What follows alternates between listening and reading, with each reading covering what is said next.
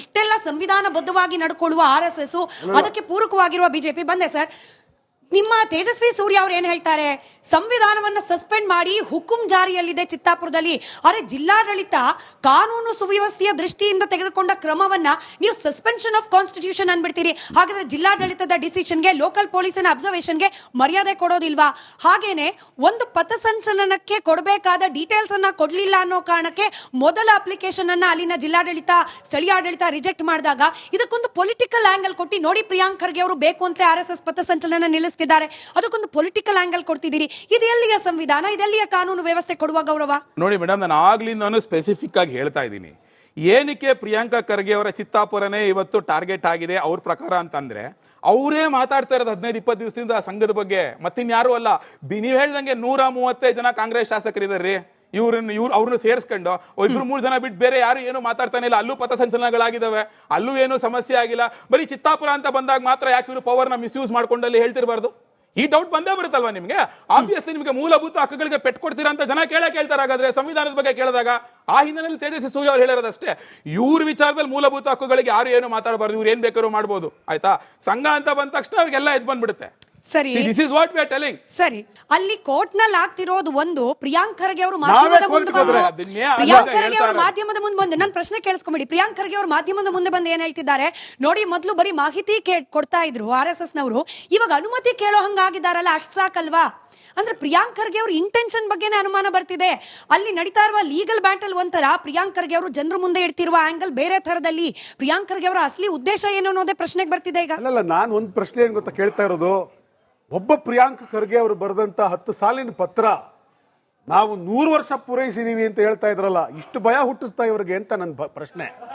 ಯಾಕೆ ಈ ಮಾತು ಹೇಳ್ತಾ ಇದ್ದೀನಿ ಅಂದ್ರೆ, ಪ್ರಿಯಾಂಕ್ ಖರ್ಗೆ ಅವರು ಪತ್ರ ಬರೆದ್ರು, ಎಷ್ಟು ಚರ್ಚೆಗಳನ್ನು ಹುಟ್ಟಾಕಿದ್ದಾರೆ ನೋಡಿ. ಅದೊಂದು ಪತ್ರ. ಆದ್ರೆ ಪ್ರಿಯಾಂಕ್ ಖರ್ಗೆ ಅವರು ಬರೆದ ಪತ್ರ ಈ ಪ್ರಮಾಣದ ಭಯವನ್ನ ಸೃಷ್ಟಿ ಮಾಡಿದೆ ಅಂತಂದ್ರೆ, ಅದಕ್ಕೆ ಕಾರಣ ಪ್ರಿಯಾಂಕ್ ಖರ್ಗೆ ಅವರು ಬರೆದಿರುವಂತ ಪತ್ರದಲ್ಲಿರಬಹುದಾದಂತ ಸತ್ಯಾಂಶಗಳು. ನೀವ್ ಹಿಂಗ ಹೇಳ್ತೀರಿ, ಬಿಜೆಪಿ ಅವರು ಸರಣಿ ಟ್ವೀಟ್ ಮಾಡ್ತಿದ್ದಾರೆ. ಪ್ರಿಯಾಂಕ್ ಖರ್ಗೆ ಅವರು RSS ವಿಚಾರ ತರ್ಲಿಕ್ಕೆ ಕಾರಣ AI ಗೂಗಲ್ ಹಬ್, ಕರ್ನಾಟಕದ ಕೈ ತಪ್ಪಿದ್ದು, ಕಲಬುರ್ಗಿ. ಉತ್ತರ ಕೊಡ್ಲಿ ಸರ್. ನೀವ್ ಹೇಳ್ತಿದ್ದೀರಿ ಪ್ರಿಯಾಂಕ್ ಖರ್ಗೆ ಅವರ ಪತ್ರದಿಂದಾಗಿ RSSಗೆ ಬಿಜೆಪಿಗೆ ಭಯ ಅಂತ ಹೇಳಿ. ಬಟ್ ಬಿಜೆಪಿಗರು ಸರಣಿ ಟ್ವೀಟ್ ಮಾಡ್ತಿದ್ದಾರೆ. ಚಿತ್ತಾಪುರ ಸೇರಿದಂತೆ ಕಲಬುರ್ಗಿ SSLC ಫಲಿತಾಂಶದಲ್ಲಿ ಕಡೆಯಲ್ಲಿದೆ, ಅದ್ರ ಬಗ್ಗೆ ಪ್ರಿಯಾಂಕ್ ಖರ್ಗೆ ಅವರು ಮಾತನಾಡ್ತಾ ಇಲ್ಲ. AI ಗೂಗಲ್ ಹಬ್, IT ಸಚಿವರು ಕರ್ನಾಟಕಕ್ಕೆ ಸಿಗುವ ಎಲ್ಲಾ ಪಾಸಿಬಲ್ ಅವಕಾಶ ಆಯ್ತು, ಸಿಗ್ಲಿಲ್ಲ. ಅದನ್ನ ಮರೆಮಾಚಲಿಕ್ಕೆ ಕಲಬುರ್ಗಿಯಲ್ಲಿ ರಸ್ತೆ ವ್ಯವಸ್ಥೆ ಹಾಳಾಗಿದೆ. ಇದನ್ನೆಲ್ಲ ಮರೆಮಾಚಲಿಕ್ಕೆ, ಇದರಿಂದ ಡೈವರ್ಟ್ ಮಾಡ್ಲಿಕ್ಕೆ ಪ್ರಿಯಾಂಕ್ ಖರ್ಗೆ ಅವರು ತಂದಿರುವ ಹೊಸ ಅಸ್ತ್ರ RSS. ಮೋಹನ್ ವಿಶ್ವ ಅವರೇ,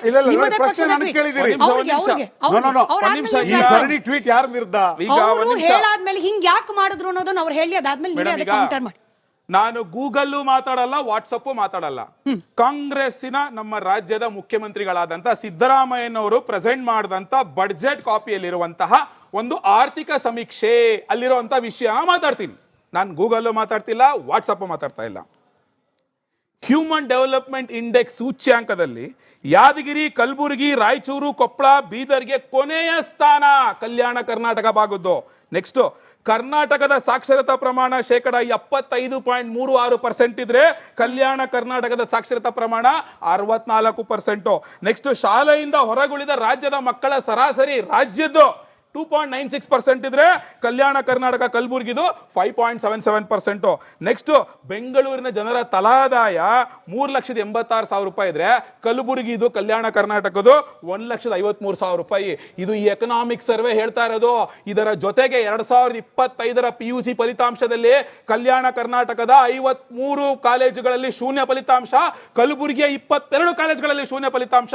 SSLC ನಲ್ಲೂ ಅಷ್ಟೇನೆ ನಿಮಗೆ ಬಾಟಮ್ ಕಲ್ಯಾಣ ಕರ್ನಾಟಕ ಜಿಲ್ಲೆಗಳು, ಕಲಬುರಗಿ ಲೀಸ್ಟ್ 42%. ಈ ವಿಚಾರಗಳನ್ನ ಪ್ರಶ್ನೆ ಮಾಡಿದ್ರೆ ಯಾರಿಗೆ? ಪ್ರಿಯಾಂಕಾ ಖರ್ಗೆ ಅವರಿಗೆ ಉತ್ತರ ಇಲ್ಲ. ನೀವೇನೇ ಕೇಳಿ, RSS. ನೀವು ಅವರ ಸಚಿವಾಲಯದ ಬಗ್ಗೆ, ಅವರ ಕ್ಷೇತ್ರದ ಬಗ್ಗೆ ಏನೇ ಕೇಳಿದ್ರು RSS. ಈ ರಾಜ್ಯ ಕಂಡ ಅತ್ಯಂತ ಅಸಮರ್ಥ ಶಾಸಕ ಮಂತ್ರಿ ಯಾರನ್ನ? ಪ್ರಿಯಾಂಕಾ ಖರ್ಗೆ. ಅವ್ರು ಇದಕ್ಕೆ ಉತ್ತರ ಕೊಡ್ಬೇಕು. ಅದನ್ನ ಬಿಟ್ಬಿಟ್ಟು ನೀವ್ ಏನೇ ಪ್ರಶ್ನೆ ಕೊಡ್ಲಿ RSS ತಿರ್ಗಾ ಕಳೆದ ವರ್ಷದ ನಿಮಗೆ ಅವರು ಅವರು ಮಂತ್ರಿ ಆಗಿರುವಂತಹ ITBT ಸಚಿವಾಲಯ, ಗ್ರಾಮೀಣಾಭಿವೃದ್ಧಿ ಪಂಚಾಯತ್ ರಾಜ್ ನೀವು ಫಂಡ್ ಯುಟಿಲೈಸೇಷನ್ ತಗೊಂಡ್ರೆ ಲೀಸ್ಟ್ ITBT ಎಂಟೈರ್ ಇಯರ್ ಅಲ್ಲಿ ಬರೀ 15% ಅಷ್ಟೇ ಖರ್ಚು ಮಾಡಿರೋದು. ಗ್ರಾಮೀಣಾಭಿವೃದ್ಧಿ ಪಂಚಾಯತ್ ಇದು 41%, ಅಲ್ಲೂ ಬಾಟಮ್. ಆಯ್ತಾ, ಇದೇ ಅವರ ಸಾಧನೆ. ಈ ಸಾಧನೆಗಳನ್ನ ಹುಳುಗಳನ್ನ ಮುಚ್ಚಾಕೊಳ್ಳೋದಕ್ಕೆ RSS ತರ್ತಾರೆ. ಇವಾಗ ಹೇಳ್ದಂಗೆ ಗೂಗಲ್ AI ಹಬ್ಬು 1,20,000 ಕೋಟಿ ಆಂಧ್ರ ಪಾಲಾಯ್ತು. ಅಷ್ಟೇ ಯಾಕೆ, ಟೊಯೋಟಾ ಎಲೆಕ್ಟ್ರಿಕ್ ಕಾರ್ ಘಟಕ ಬಿಡದಿಲ್ಲ ಎಷ್ಟು ವರ್ಷದಿಂದ ಇದೆ ಟೊಯೋಟಾ, ಇವತ್ತದ್ ಮಹಾರಾಷ್ಟ್ರ ಗೊತ್ತಾಯ್ತು. ಯಾರಿಂದ? ಇವರಿಂದ. ಏತಲ್ ಟೂ ವೀಲರ್ ಘಟಕ ಅದು ಮಹಾರಾಷ್ಟ್ರ ಗೊತ್ತಾಯ್ತು. ಯಾರಿಂದ? ಇವರಿಂದ. ಇವರ ಅಸಮರ್ಥತೆಯಿಂದ ಇವ್ರು ಕೆಲಸ ಮಾಡಕ್ ಆಗ್ಲಿರೋದ್ರಿಂದ ಇವತ್ತು ರಾಜ್ಯದ ಯುವಕರಿಗೆ, ದಲಿತರಿಗಾಗ್ಬೋದು ಅಥವಾ ಕನ್ನಡಿಗರಿಗಂತಾನೆ ಅಲ್ಲಿ ಯಾರಿಗಾದ್ರೂ ಆಗ್ಲಿ ನಿಮ್ಗೆ ಉದ್ಯೋಗಾವಕಾಶಗಳು ಮಿಸ್ ಆಗ್ತಾ ಇದಾವೆ. ಇವ್ರು ಅದನ್ನ ಮಾಡೋದು ಬಿಟ್ಬಿಟ್ಟು ಇಲ್ಲಿ ಕುತ್ಕೊಂಡು ಏನೇ ಬರ್ಲಿ RSS ಯಾವ್ದಕ್ಕೂ ಉತ್ತರ ಅವ್ರ ಹತ್ರ ಇಲ್ಲ. ಸರಿ, ನಿಖೇತ್ ಅವರು. ಅಲ್ಲ, ಫಸ್ಟ್ ಆಫ್ ಆಲ್ ಏನಂದ್ರೆ ಇವರೆಲ್ಲರೂ ಕೂಡ ಬಗ್ಗೆ ಮಾತಾಡ್ತಾ ಇದ್ದಾರೆ. ಒಂದು ಕನಿಷ್ಠ ಇದೇನು ಅಂತಂದ್ರೆ ಹಬ್ ಮಾಡಬೇಕಾದ್ರೆ ಅವ್ರು ಕೇಳಿದಂತ ರಿಕ್ವೈರ್ಮೆಂಟ್ ಏನು ಅಂತಂದ್ರೆ the cable should pass on in the ocean.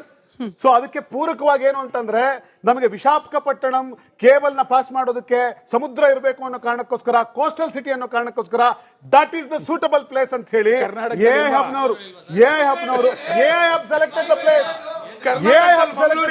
Sir, ಅಲ್ಲ, ಕರ್ನಾಟಕದ ಕರಾವಳಿ ಪ್ರದೇಶ ಇಲ್ವಾ ಹಾಗಾದ್ರೆ? ಕರ್ನಾಟಕದಲ್ಲಿ ಕರಾವಳಿ ಪ್ರದೇಶ ಇಲ್ವಾ ಹಾಗಾದ್ರೆ? ಕರ್ನಾಟಕದಲ್ಲಿ ಕರಾವಳಿ ಪ್ರದೇಶ ಇಲ್ವಾ? ನಿಖೇತ್ ಅವ್ರು ಉತ್ತರ ಕೊಡ್ಲಿ, ಕೇಳಿಸ್ಕೊಳ್ರಿ. ಹೈದರಾಬಾದ್ ಕರ್ನಾಟಕದಲ್ಲಿ ರೋಡ್ ಸರಿ ಇಲ್ಲ. ಹೈದರಾಬಾದ್ ಕರ್ನಾಟಕದಲ್ಲಿ ಸ್ಕೂಲಲ್ಲಿ ವಿದ್ಯಾರ್ಥಿಗಳು ಡ್ರಾಪ್ ಔಟ್ ಆಗಿದೆ. ಹೈದರಾಬಾದ್ ಕರ್ನಾಟಕದಲ್ಲಿ ಅದು ಸರಿ ಇಲ್ಲ, ಇದು ಸರಿ ಇಲ್ಲ, ವ್ಯವಸ್ಥೆ ಸರಿ ಇಲ್ಲ, ಎಲ್ಲ ಮಾತಾಡ್ತಾರೆ ಇವರು. ಹೇಳುವಂತ ಕಟ್ಟುಕತೆಗಳು ಹೆಂಗಿದಾವೆ ಅಂತಂದ್ರೆ, ಇವತ್ತು ಹೈದರಾಬಾದ್ ಕರ್ನಾಟಕ ಸ್ವಾತಂತ್ರ್ಯ ಬಂದ ಸಂದರ್ಭದಲ್ಲಿ ಏನಿತ್ತು, ಹೈದರಾಬಾದ್ ಕರ್ನಾಟಕ ಯಾವ ಈ ಹಿಂದೆ ರಜಾಕರ ಆಳ್ವಿಕೆಗೆ ತುತ್ತಾಕಿ ಯಾವ ಪ್ರಮಾಣಕ್ಕೆ ಹೈದರಾಬಾದ್ ಕರ್ನಾಟಕ ಕುಸಿದು ನೆಲಕಚ್ಚಿತ್ತು, ಆ ಸ್ಥಿತಿಯಿಂದ ಇವತ್ತು ಹೈದರಾಬಾದ್ ಕರ್ನಾಟಕ ಯಾವ ಹಂತಕ್ಕೆ ಮುಟ್ಟಿದೆ. ಇದು ಈ ಹಂತಕ್ಕೆ ಮುಟ್ಟೋದಕ್ಕೆ ಕಾರಣ ಏನು ಅಂತಂದ್ರೆ ಅದು ಶ್ರೀಮಾನ್ ಮಲ್ಲಿಕಾರ್ಜುನ್ ಖರ್ಗೆ ಅವರು ತಂದಂತ ಆರ್ಟಿಕಲ್ 371J ಅನ್ನೋದನ್ನ ನಾವ್ಯಾರು ಮರಿಬಾರ್ದು. ಇವತ್ತು ಇಡೀ ಕರ್ನಾಟಕದ ಯಾವುದೇ ಪೊಲೀಸ್ ಇಲಾಖೆಗೆ ಹೋಗಿ, ಇವತ್ತು ನನ್ನ ಡಿಪಾರ್ಟ್ಮೆಂಟ್, ನಾನು BMTC ಇದ್ದೀನಿ, BMTC ಬೆಂಗಳೂರಲ್ಲಿರೋ ಡ್ರೈವರ್ಸ್ ಗಿಂತ ಜಾಸ್ತಿ ನೀವು ಲೆಕ್ಕ ಹಾಕಿದ್ರೆ ಹೈದರಾಬಾದ್ ಕರ್ನಾಟಕ ಡ್ರೈವರ್ಸ್ ಇದ್ದಾರೆ. ಪೊಲೀಸ್ ಇಲಾಖೆಯಲ್ಲಿ ಹೈದರಾಬಾದ್ ಕರ್ನಾಟಕದವರು ಅತಿ ಹೆಚ್ಚಿದ್ದಾರೆ. ಇವತ್ತು ನೀವು ಎಲ್ಲೇ ಟೀಚರ್ಸ್ ಗಳನ್ನ ತಗೊಂಡ್ರೆ ಹೈದರಾಬಾದ್ ಕರ್ನಾಟಕದವರು ಅತಿ ಹೆಚ್ಚು ಸೆಲೆಕ್ಷನ್ ಆಗ್ತಾ ಇದ್ದಾರೆ. ಸರ್ಕಾರಿ ನೌಕರಿ ಒಳಗಡೆ ಸಿಂಹಪಾಲು ಹೈದರಾಬಾದ್ ಕರ್ನಾಟಕದವ್ರಿಗೆ ಸಿಗ್ತಾ ಇದೆ ಅಂತಂದ್ರೆ ಅದಕ್ಕೆ ಕಾರಣ ಮಲ್ಲಿಕಾರ್ಜುನ್ ಖರ್ಗೆ ಅವರು ತಂದಂತ ಆರ್ಟಿಕಲ್ 371J ಅನ್ನೋದನ್ನ ನೀವು ಮರ್ತೋಗಿದ್ದೀರಿ ಸಾರ್, ಮರ್ತೋಗಿದ್ದೀರಿ. ಇವತ್ತು ಹೈದರಾಬಾದ್ ಕರ್ನಾಟಕದಲ್ಲಿ ಕರ್ನಾಟಕ ರಾಜ್ಯ ಸರ್ಕಾರ ಬಜೆಟ್ ಮಾಡುತ್ತೆ. ಯಾವುದೇ ಸರ್ಕಾರ ಬರಲಿ, ಸಿದ್ದರಾಮಯ್ಯ ಸರ್ಕಾರ ಇರಲಿ, ಯಡಿಯೂರಪ್ಪ ಸರ್ಕಾರ ಇರಲಿ ಅಥವಾ ಕುಮಾರಸ್ವಾಮಿ ಸರ್ಕಾರ ಇರಲಿ, ಯಾರು ಯಾವ ಭಾಗ ಕಣ ಕೊಡ್ತಾರೋ ಇಲ್ವೋ ಗೊತ್ತಿಲ್ಲ. ಆದ್ರೆ ಹೈದರಾಬಾದ್ ಕರ್ನಾಟಕಕ್ಕೆ ಎತ್ತೆತ್ತಿ 5,000 ಕೋಟಿ, 6,000 ಕೋಟಿ, 10,000 ಕೋಟಿ ಎತ್ಕೊಡ್ಬೇಕು. ಒಬ್ಬೊಬ್ಬ MLAಗೆ ಏನಿಲ್ಲ ಅಂತಂದ್ರು 100 ಕೋಟಿ ನಿಶ್ಚಿಂತವಾಗಿ ಅವರು ಅಭಿವೃದ್ಧಿ ಮಾಡೋದಕ್ಕೆ ಅವಕಾಶ ಸಿಗಬೇಕು ಅನ್ನೋ ಕಾರಣಕ್ಕೋಸ್ಕರ ಆರ್ಟಿಕಲ್ 370J ತಂದಿದ್ರಿಂದ ಆರ್ಥಿಕ ಅಭಿವೃದ್ಧಿಯನ್ನ ಇವತ್ತು ಆ ಪ್ರಾಂತ್ಯಗಳು ಕಾಣೋದಕ್ಕೆ ಸಾಧ್ಯ ಆಗಿದೆ. ಮತ್ತು ಎಲ್ಲಾ ಪ್ರಾಂತ್ಯದ